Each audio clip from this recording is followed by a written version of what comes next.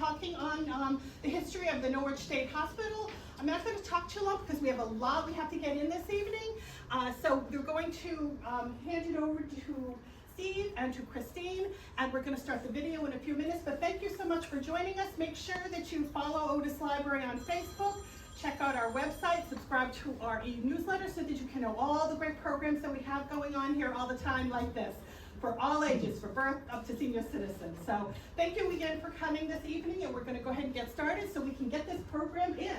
All right. Thank you, Julie. Thank you. And welcome to Lipstick on the Pig, Rethinking the Legacy of Norwich State Hospital. From this moment on, I will affectionately refer to this as the pig, my pig project. Back in 2018, my good friend Christine over there wrote this book, and I had the honor of writing the foreword. There's copies here if anybody for sale. And I remember, and we were just talking about this, when I read the book, I thought, I don't have to make another movie. Everything has been said, and Christine thought the same thing. Well, we were wrong. Over the next few years, things started bothering us a little bit. There's always misconceptions around the hospital being haunted and abused and things like that. But over the next few years, things started happening, especially during the COVID years. I became acutely aware there was a lot of vandalism happening at Norwich Hospital. People were bored and started wrecking the place a little bit more than it always wrecked. And looking at social media, I started seeing a lot of these YouTube videos, Haunted Asylum, was one of my favorites, Black Eyed Children of the Haunted Orphanage or something like that. And it started to bug me a little bit. And I also became aware on social media there was a talk of a television show possibly doing a haunted thing there, and it kind of bothered me. And one day in 2022 in April, I was driving by the hospital, and I said, I'm going to stop and I'm going to go see my old room at the Pondview building. So I went into Pondview and with my, and I took some pictures, but that's where this project started, right there.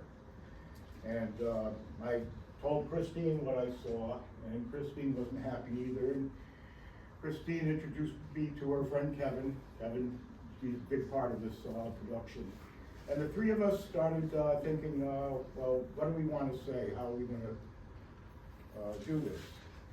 So over the next 16 months or so, with your help, with Christine, we worked on the project. And this pig slowly came out of merged out of the muddy fields of my imagination, this pig. And it was first an anger management problem, but it developed into something bigger. Trying to tell the message of what Norwich was truly about.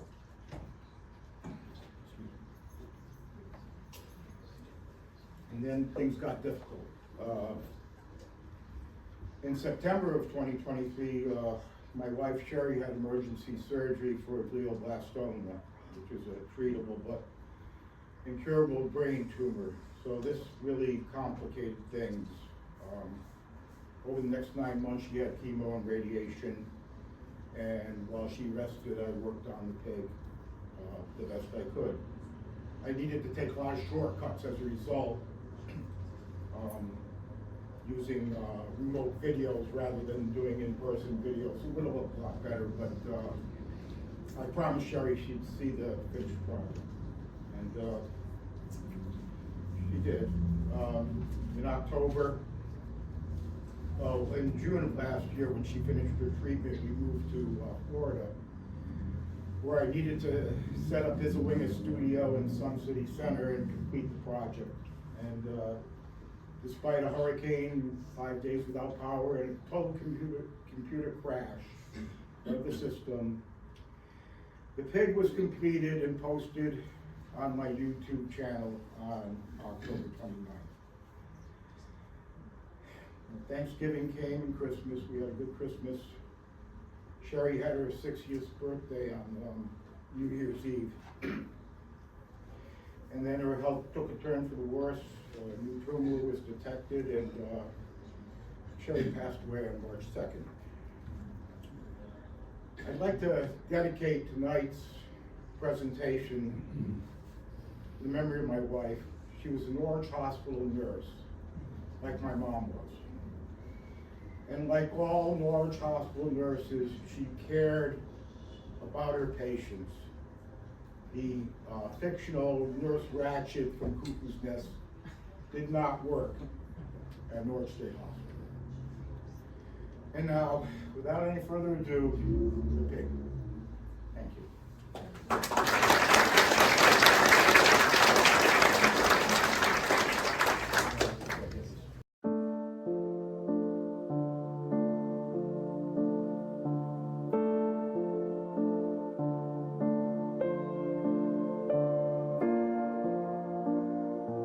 So we have plenty of time for questions. Something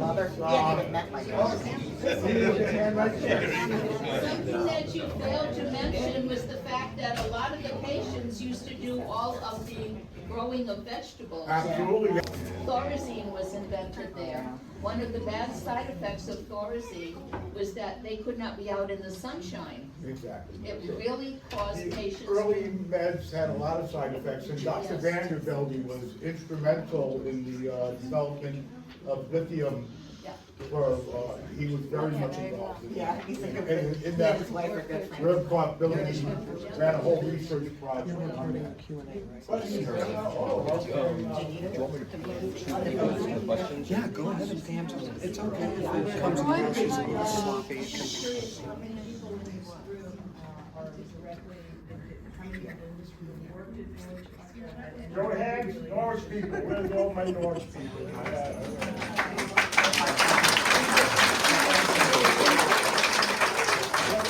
I was curious too, I mean, you said you started in the 80s? I started in '81. All right, I was there in 76. Mhm. The other Joe, he was there in the what did they say, 50s, 60s? My mom worked there, my dad worked there, you probably knew them. I worked in the main kitchen. Oh, you worked with my dad then? Yeah, McCaffrey. No, my dad, Nick Depolito. Yeah, I remember meeting him. Yeah. I remember one time, me and my wife, because we were a young married couple at the time, and we went to a Christmas party up on the hill, where the doctor's office, Oh, yeah. residents were. Yeah. Where did your mother work? Where did my mom work? Mostly in the lodge building. In the lodge building. She passed away at a young age. My father worked there for 5 years. So he was purchasing manager of water everything. I worked, some really great nurses, I was in Netherlands. Yeah. Nursing was great. I worked there when they did install that, therapy, work program. Oh, right, the Russell Yeah, building. yeah, I had four or five patients to take care of in the kitchen, cleaning up all the pots and pans. They worked all over the place. They worked in the kitchen, like Yeah. the film showed, they made things, Yeah, they were, they did they're incredible things. Wow. Oh, what's somebody way in the back? What happened to all the patients when the hospital? What happened? There's this misconception that the doors closed and patients were let out. It didn't really happen that way.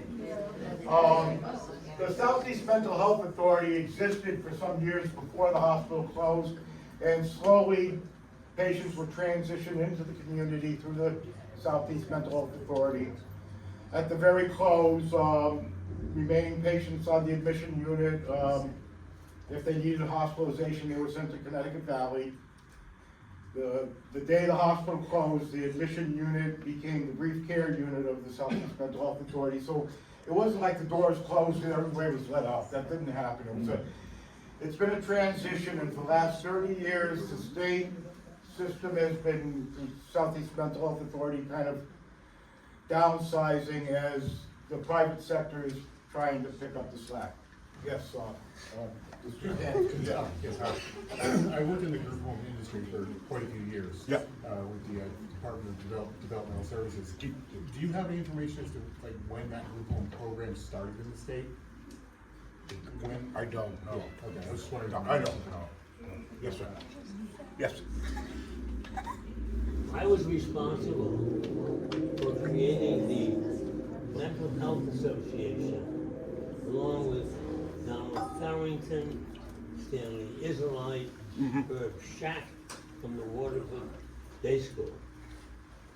In that time is when they started transitioning from the state hospital into community facilities, which became an abomination. It did not work.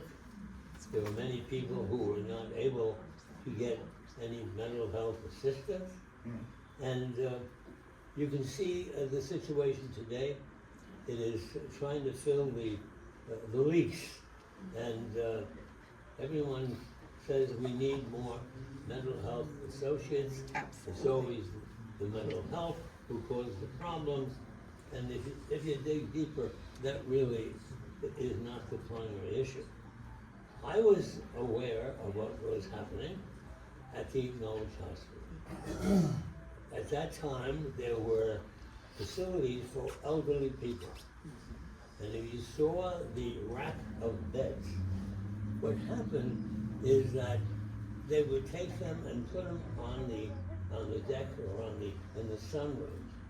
They would be tied to their chair, and they would then sit there for most of the day. Now, it's not that whoever was caring for them was mean or didn't have a heart. It was because of the facilities to staff that was difficult. You should know that I think it was the Rice Building. The Rice Building, I believe, was the worst of all. And those patients who were there, they spent the day naked. And they had a kitchen, and they were fed. And once again, it wasn't a matter of hurting these people, but they didn't know what to do. And I remember I walked into that room one day and started singing. The noise in that room before was you couldn't stand it. But the moment I started singing, it all became quiet. And today, I think that therapy of music has become a very common vehicle to help people overcome. The Norwich State Hospital had a prison ward. And that prison ward handled people who were murderers. And they, had an existence that was very, very difficult. They had the stress of their lives, and we didn't really know what brought about their conduct. If you got to know these people who were in the prison ward, they couldn't have been kinder. They couldn't have been more amenable to being soft and caring. And evidently, what we see is that when you eliminate the irritation and the stress from these people, they then are able to be more functional. Yes, that's exactly Dr. Vandervelde. That was his idea. Dr. Vanderbilt. Get the patients dancing, get them singing, get them in activities, and that was, Chris the Vanderbilt. 50s really brought the hospital around for what you were saying about the White Building. Dr. Bryan, the setup back then was the patients would sit at a big table in the middle of the room, and if they got up, the aides would put them back down. Well, Dr. Bryan says, we're not gonna treat people like that anymore. Chris You did away with Vanderbilt. all that, I and know that's why they Chris. tore down the White Building. All right.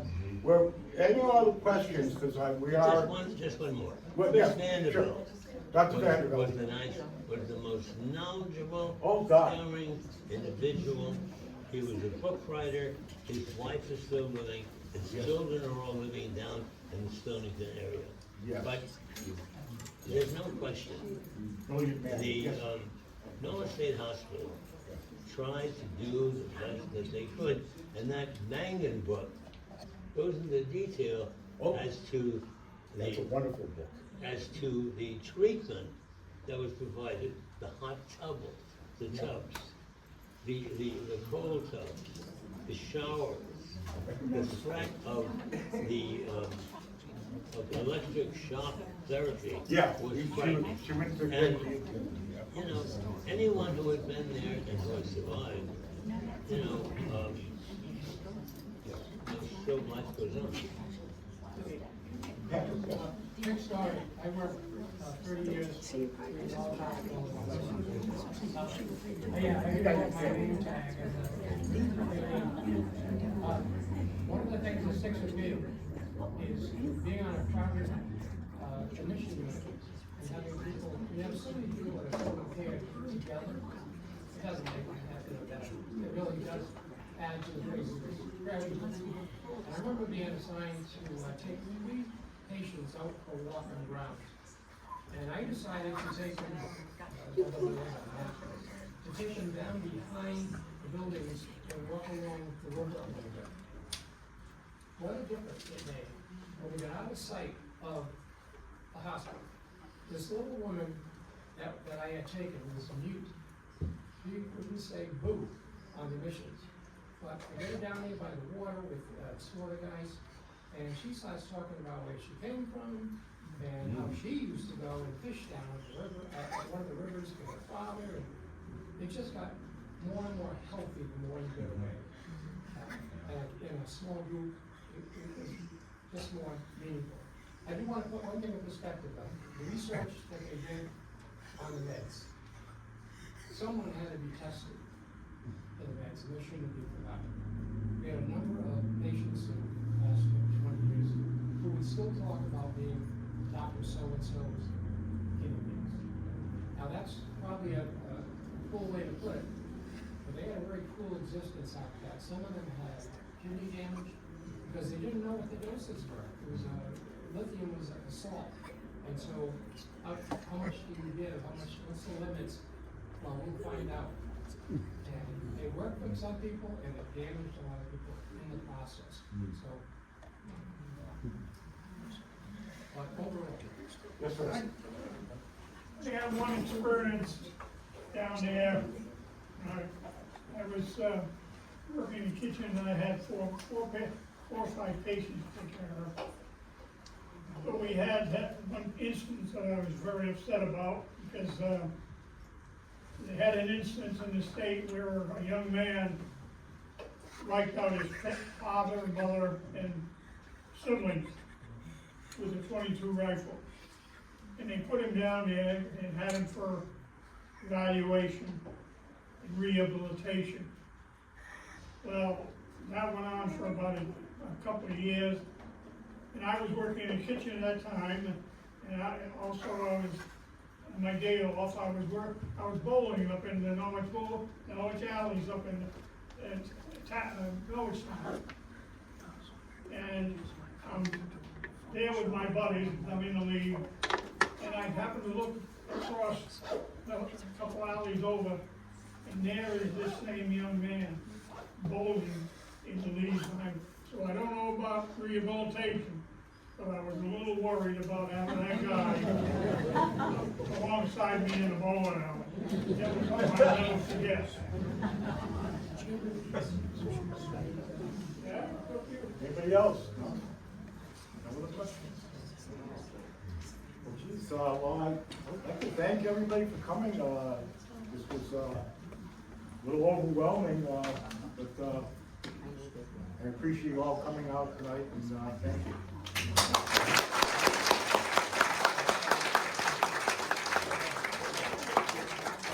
Anybody would like to purchase a copy of American